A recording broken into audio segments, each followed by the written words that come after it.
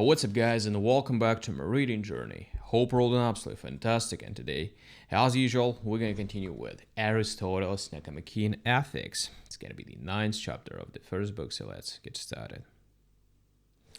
How is happiness achieved? This also leads to a puzzle. Is happiness acquired by learning or habituation or by some other type of cultivation? Or is it the result of some divine fate or even of fortune?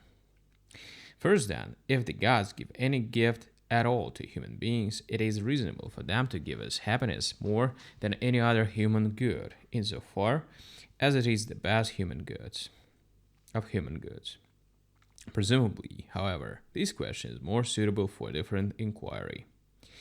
But even if it is not sent by the gods, but instead results from virtue and some sort of learning or cultivation, happiness appears to be one of the most divine things, since the prize and goal of virtue appears to be the best good, something divine and blessed.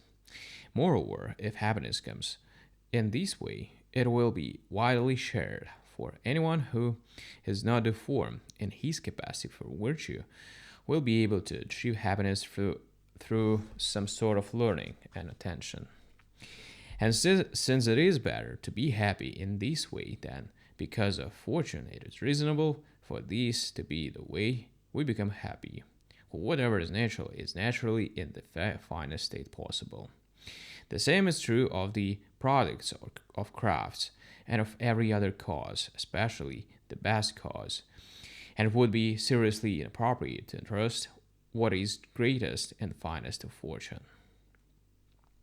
The answer to our question is also evident from our account, for we have said that happiness is a certain sort of activity of the soul in accord with virtue. Of the other goods, some unnecessary conditions of happiness,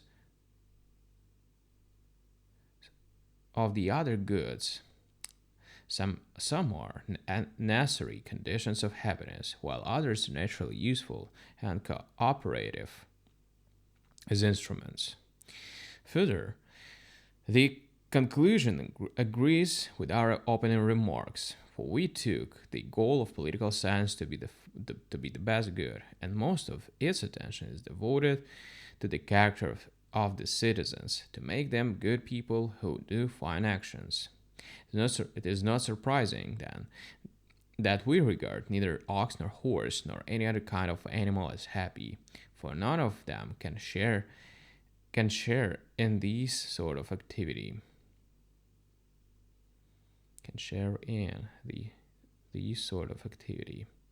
For the same reason, a child is not happy either, since his age prevents him from doing these sorts of actions.